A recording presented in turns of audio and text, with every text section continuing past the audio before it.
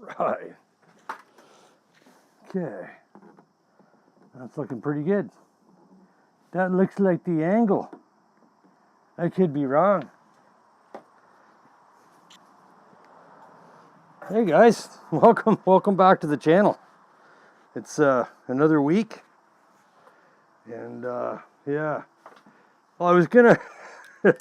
This is actually, well, it's not really funny, but what I'm gonna do is I'm gonna talk about the things that I've seen on YouTube this week. There's been a number of things going on actually that I always find it interesting what the other people in the community are doing. I'm not sure if it was this week or last week. I saw Travis had like a 79 200A. Like our 200s, we started here in Canada. We started here with the 335s in 1970. And I think the 200A, or the 200, we call it the 200. I think it's called the 200A in America because it's in America. But we don't have a letter designation for our 200s. They're just 200s. And I'd made a mention on Travis's video about the fact that our 200s were discontinued, what I believed was about 1974, perhaps. We didn't have any after that because they were already making 335s, right? So that was the Canadian answer to discontinuing the 200. And by the way, I was gonna make a cup of coffee, and then I thought, you know what? It's Friday night. Yeah. So I saw that video, and then we'll stick with Travis for a minute, and then I seen a video he put up there just a day or two ago, where he nearly set himself on fire with that 400 cook stove. It's like, whoops. Yeah, it's not like I haven't forgot to tighten up a fitting or two when I was taking stuff apart and putting it back together. So don't feel bad about that. But at least you're in a position where it wasn't going to be that big of a deal. You take the wrench, you just take a breath, take a breather, don't panic, don't throw it in the water bucket. See people running and throwing the damn stove into the toilet and go out. Anyways, and I saw Cheesehead Chris, and I kind of feel bad for Chris because the 236 is a really nice lantern, and if he's got an issue with the check valve, and apparently somebody stripped the check valve, the actual brass of the check valve out with the tool, and now there's nothing left for the teeth on the tool to grab onto. It doesn't leave you with much in the way of options. Unfortunately, at that point, you're looking at drilling into it with the proper size drill bit and putting the easy out in. And I did mention on his video in a comment that Frank from Old Town Coleman Center has a video about 3 different ways to remove check valves. And one of them is the invasive method, which is exactly that, where you take the easy out and you drill and you put the easy out in, and you're going to destroy the check valve, there's no question, but you're going to get it out, so you're going to have to replace it. And I also saw Cheesehead Chris posted a really nice video with 2 beautiful 200s, man. Those 200s were like super mint, Chris. Totally impressive. So it got me thinking about something that I've had kicking around for a while. I bought it actually quite a while ago, and I haven't really had much of an opportunity to even think about showing anything about it. But it's I don't know, it's not something that Coleman ever made, but it's very cool. We'll put it that way. Oh, and I wanted to talk about the video that I saw that Steve put out today. Steve Winkleman put a video out today with whale watching, and I'm not sure where that was there, but I've been to the East Coast. I've been to the Atlantic Ocean, but I've never been to the Pacific Ocean. So And certainly haven't been like anywhere where whales, well, you know, I guess if we'd gone far enough out offshore when I was in Nova Scotia, we might have seen a whale or something of that nature, but we never did. We did catch a lot of fish, though. When we were down there, we chartered boats 2 or 3 different times in the 2 weeks we were there. We had boat charters that took us out, went fishing.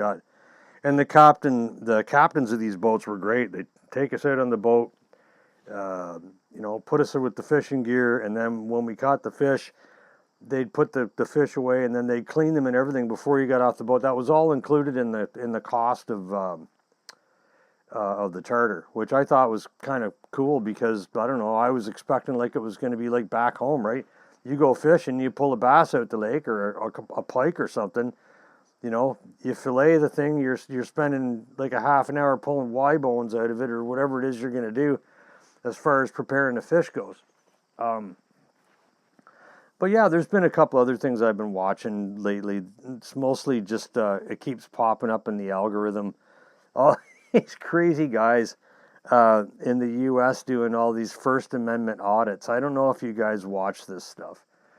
These First Amendment audits where they go into public places and they stand on sidewalks with cameras and they point cameras in people's faces and they're wearing like face masks and people are asking them what they're doing and why are they wearing masks? And then the answer is, of course, there's no expectation of privacy in a public place, and there isn't legally. If I'm standing in a public place, anything that my camera can see is completely legal for me to film. It's the same way here in Canada. In our Charter of Rights, it's Section 2B. But anyways, it just keeps popping up, and I keep navigating away from it, and it keeps popping up again. And I watched a couple of them, and I'm thinking to myself, why do people have to be so argumentative? There's just no sense in being argumentative about things. There really isn't. All right, anyways, so I have this item, and I'm going to show it to you in a minute, and we're actually going to light it up. It's going to be kind of cool. But some people may have seen it. They are available online. Coleman never made this, but it's actually it's odd. It's just odd. I actually kind of like it. So we'll do that. Cars are going to come by. They never seem to quit here. It could be 2 or 3 in the morning and they're still going by. They're just not as frequent, right? So anyways, without further ado, may I present to you the Coleman Big Hat 200. So this is an oddity for certain, but this is actually a kind of a not necessarily in tribute to, but in response to Travis, because Travis had mentioned that his 200A that he had in his video, I'd never seen one that new. So I went searching through my collection and I found this one. This is from September of 1974. And it has the same sort of label that his has on it, that it's a printed label. It's not like the old embossed stamped aluminum collar that we had on nearly every one of our 200s. But this guy, I've gassed this. I've gassed this guy up. I put a new mantle on it. I'm going to burn it in. And we're gonna light this guy up here, and here, you get in there. And we're gonna see how the Big Hat 200 works. So I got my trusty torch. I'll turn that down. We'll get this mantle burned in here. Try not to set the world on fire while we're doing it.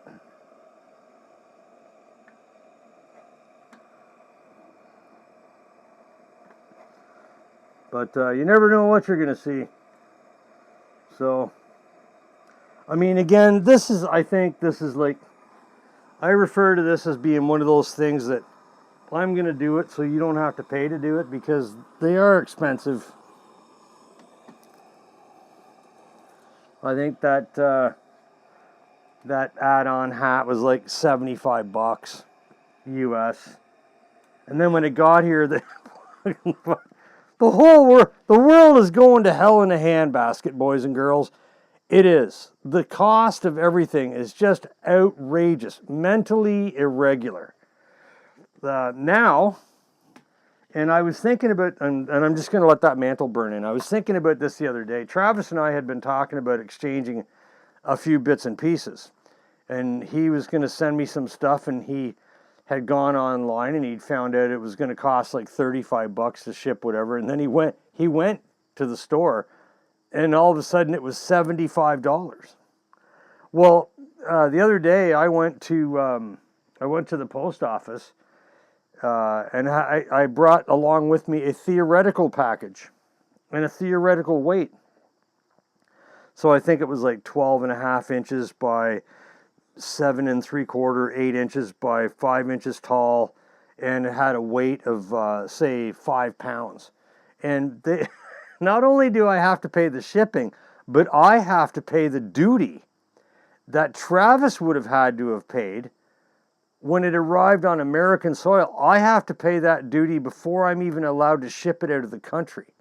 So this is where we're at. The current state of affairs is shocking, boys and girls. All right, here we go. We're going to light up the Big Hat 200 and see what we wind up with. Where are you, Harry? I know you're over here somewhere. There we are. Come on.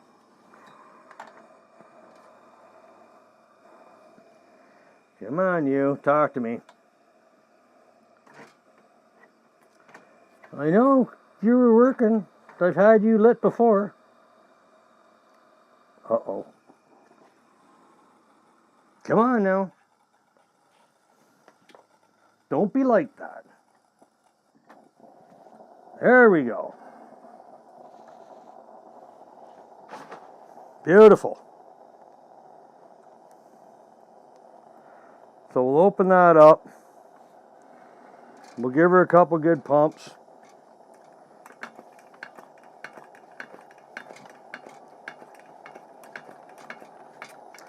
But you know, this I think would be this would be nice if you were at a picnic table with three or four folks sitting around. You know, we're sitting at about the same level we'd be at a picnic table, and what it does is the light is projected down by the hat, and it's not in your face. So I mean, that's the advantage of it. But you know, it's weird. The color is a little off. I mean, there's so many over the years of Coleman manufacturing. There's so many different shades of red. I'm sure it's impossible to even quantify how many different shades of red there's been. It's just like green, right? It's the same thing. They never had any set shades of color. They had like lots of paint. Like, you know, here, going to get like that 500 gallons or 600 gallons of paint, or 1,000 gallons, or however much it was in each lot, and they'd bring it out, they'd pour it in the machine, and they'd just start sending the stuff through, right? So, but yeah, that's the advantage I could see to that, would be having it on the table when you're sitting at a picnic table. Maybe you're playing cards or something. You don't want that light right in your eyeballs. And I had, what did I do here with these? I had, well, there's a couple of 2CHGs. I should have put one of those on there.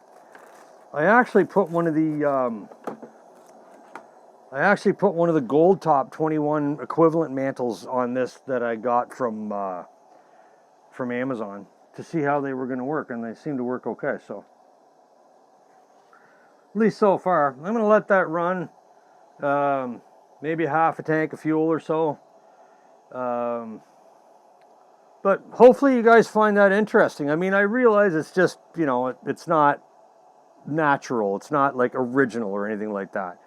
But the idea is that, hey, kind of strange.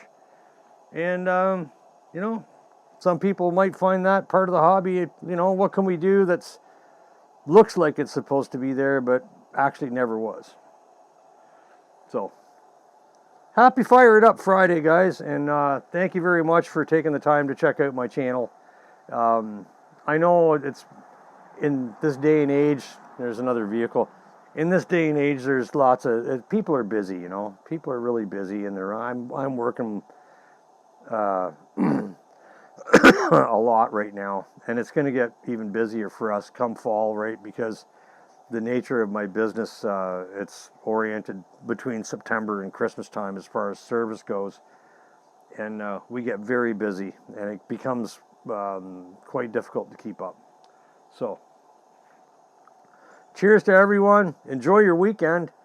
Tomorrow I'm going to be with the wife. We're going to do a little thrifty shopping. Sunday, she may or may not have to work. I don't know yet. She alluded to the possibility, depending on who is going to be available. But we got to go and pick up one of her auctions. She's been bidding on an auction all week, and it ended, and she's got a bunch of stuff we need to pick up. So that's going to be Sunday. Whether she's at work, that's fine. I can go and pick this stuff up, and it'll be in the car there. But all right. For now, thanks a lot, and we'll look forward to seeing all you guys later. Take care.